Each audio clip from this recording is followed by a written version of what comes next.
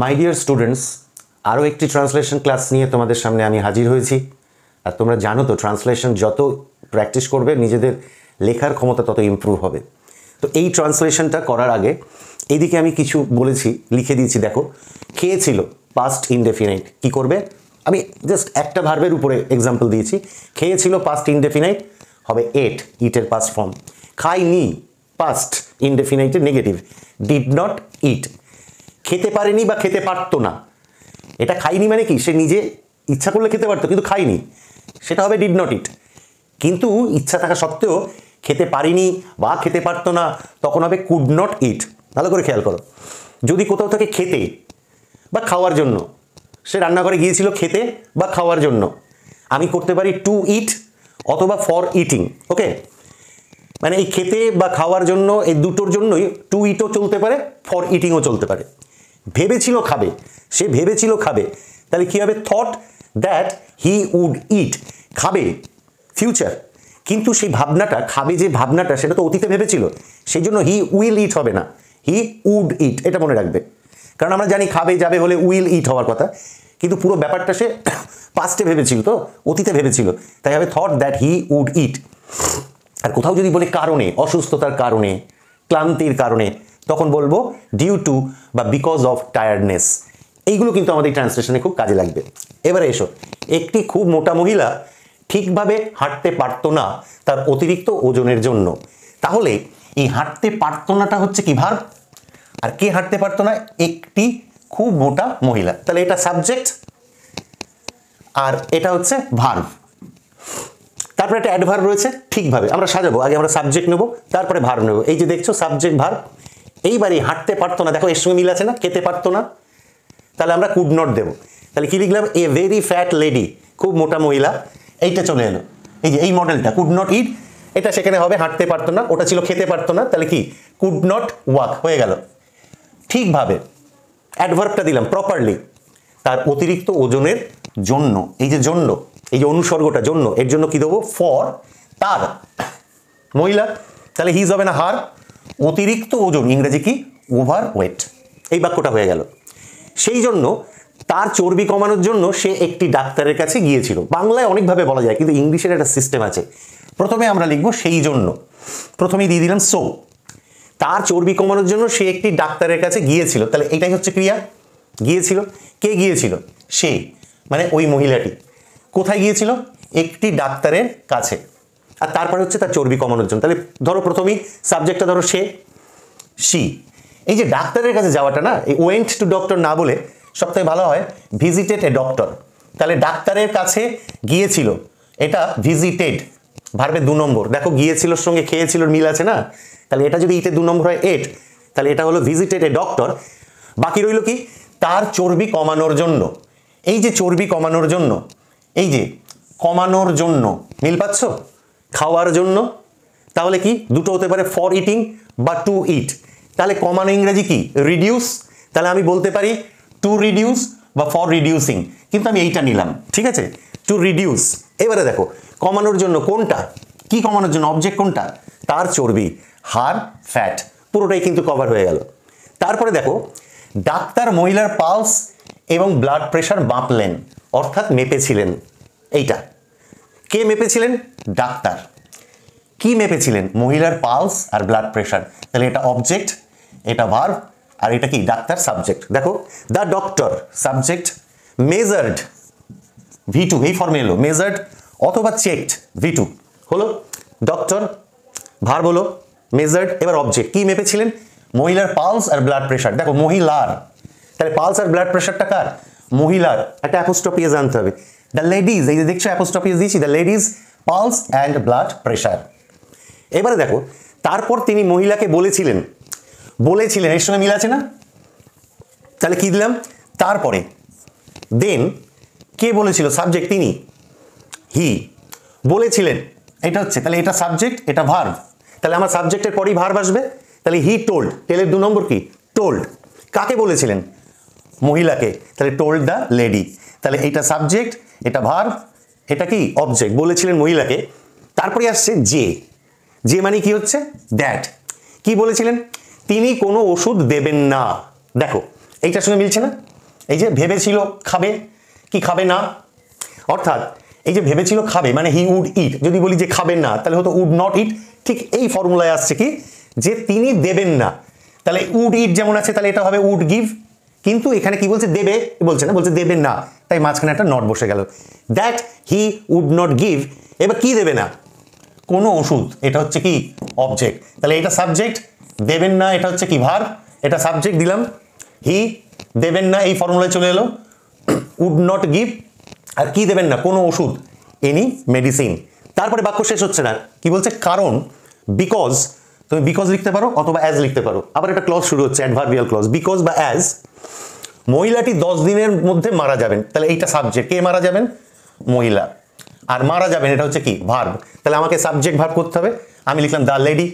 এবার মারা যাবেন, সেটা কিন্তু মারা যাবেন ডাক্তার কিন্তু এটা অতীতে বলেছে, যেমন সে ভেবেছিল খাবে, তাই না, তাহলে এটা যেমন বলেছিলাম উড ইট, তাহলে এখানেও হবে যে দ্য লেডি উড ডাই, ঠিক এই ফর্মুলায় চলে যাবে, বুঝলেন, উড ডাই 10 দিনের মধ্যে, এটা হয় দেবে ইন, নইলে দেবে উইদিন, উইদিন 10 days, জাস্ট এই ফর্মুলা অনুযায়ী পরপর পড়বে। আসলে ট্রান্সলেশনের বাকি অংশটা আমরা এবার করে নেব।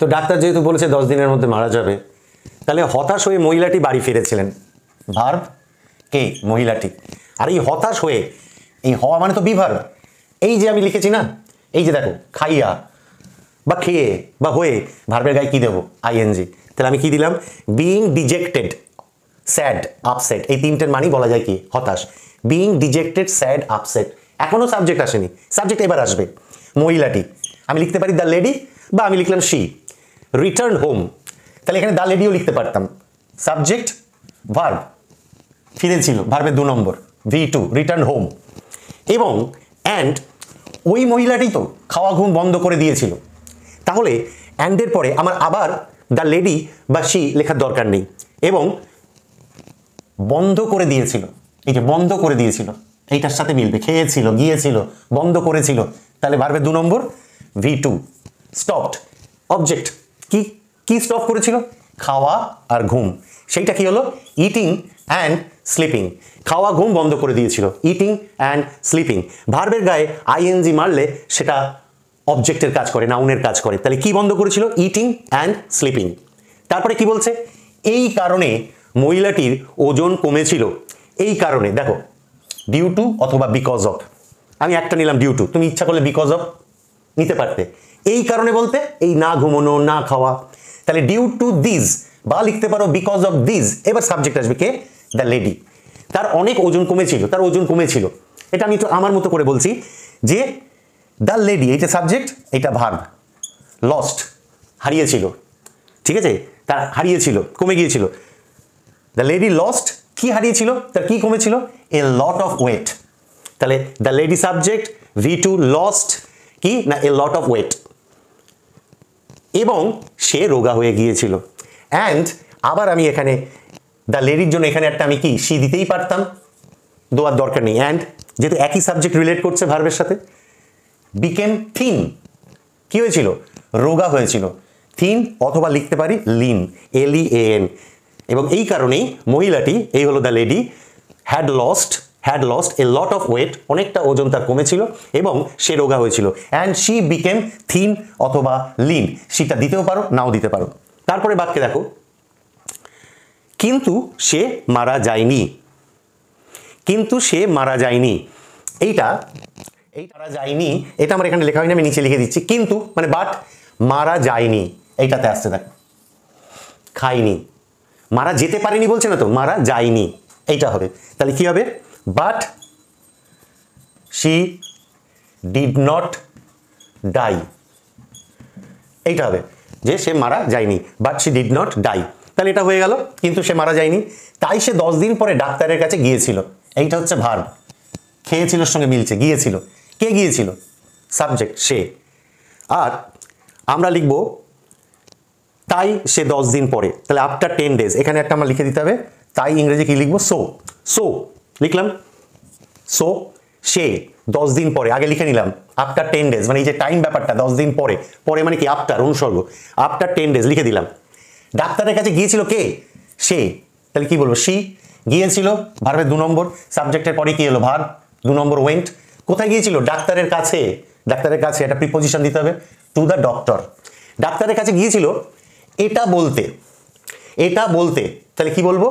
বলতে, এই যে বলতে টু, তাহলে কি হবে? টু টেল, বলতে কি? যে, দেখো এখানে রয়েছে কি? যে। টু টেল দ্যাট, বলতে যে সে এখনো বেঁচে আছে, এটা সাবজেক্ট। আর এখনো ইংরেজি হচ্ছে কি? স্টিল। তাহলে কি হবে? শি ওয়াজ, সে ছিল। হ্যাঁ, ভালো কথা, এখানে বলছে সে বেঁচে আছে, ঠিক আছে? যদি বলি আমি বেঁচে আছি, তাহলে আই এম অ্যালাইভ, কিন্তু পুরো ব্যাপারটাই তো পাস্টে, তাই ওই এমটার এম বা ইজ বা আর এরা মানে শি ইজ আর বলা যাবে না, পুরো ব্যাপারটাই যেহেতু পাস্টে রয়েছে, তাহলে বলতে হবে কি? That she was still. Still মানে কি? এখনো, তখনও পর্যন্ত সে বেঁচে আছে, অর্থাৎ জীবন্ত আছে, অ্যালাইভ। তখন ডাক্তার হেসেছিল, তাহলে এখানে হবে then. Then the doctor, then the doctor হেসেছিল, এই ফর্মুলায় আসছে কিনা বলো? হেসেছিল। Then the doctor smiled and, এবং তাকে বলেছিল, তাকে বলেছিল, আমি এই তাকেটা রাখছি না, অ্যান্ড সেইড, বোঝাই যাচ্ছে কাকে বলেছিল? লেডিকে। তো এখানে আমি অ্যান্ড টোল্ড হার লিখতে পারতাম, আমি আর হাত দিলাম না। অ্যান্ড সেইড দ্যাট, এই দ্যাটটা কি বলছে বলো তো? এই যে বলেছিল যে রোগা করার জন্য এটাই ছিল ওষুধ। দ্যাট, আবার একটা দ্যাট আসবে, কোনো অসুবিধা নেই তো। একটা দ্যাট আসছে যের জন্য, এই যে এই যের জন্য একটা দ্যাট আসছে, আর রোগা করার জন্য এটাই, অর্থাৎ ওটাই। দিস বলা যাবে না, দিস বলতে যেটা এই মুহূর্তে সেটা দিস, আর ওই অতীতের যে জিনিসটা সেটাকে আমি এখানে যদিও লিখেছি এটাই, ডাক্তার বলছে এটাই, কিন্তু আমরা সেটাকে এই দিসটাকে কি করে দেবো? দ্যাট। তাহলে দুটো দ্যাট বরাবর বসবে, একটা দ্যাট বসবে কিসের জন্য? যে। আর এই এটাইটাই হয়ে যাবে কি? দ্যাট। এটাই ছিল, ওয়াজ, কি ছিল? ওষুধ, দ্য মেডিসিন, রোগা করার জন্য, তাকে রোগা করার জন্য, তাকে, এই যে তাকে রোগা করার জন্য, তাহলে এই যে রোগা করার জন্য, খাওয়ার জন্য আমরা কি দিয়ে করবো? টু। তাহলে কি হবে? To make. এটা কোনটা হলো বলো তো? এই যে করার জন্য, করার জন্য, খাওয়ার জন্য টু দিয়ে আসছে, বা টু মেক না বলে তুমি লিখতেই পারতে ফর মেকিং, কোনো ব্যাপার ছিল না। তাহলে কি লিখলাম?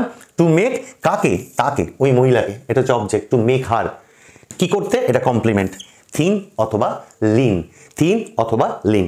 তাহলে আমাদের এটা হয়ে গেল। জাস্ট এইখানে যে কটা স্ট্রাকচার বলছে একটু মনে রাখবে, এইরকম ধরনের সিচুয়েশনে তোমরা এইভাবেই ট্রান্সলেশনে এইগুলোকে প্রয়োগ করবে, দেখবে ট্রান্সলেশন খুব ইজি হবে। যদি ভালো লাগে এই ট্রান্সলেশনের ক্লাস, তাহলে আমার চ্যানেলটা সাবস্ক্রাইব করবে, লাইক কমেন্ট শেয়ার করবে, আর এইভাবেই প্র্যাকটিস করতে থাকো। একদিন ইংলিশ তোমার হাতের মুঠোয় আসবেই আসবে। Bye, tata, see you again in any next class. By.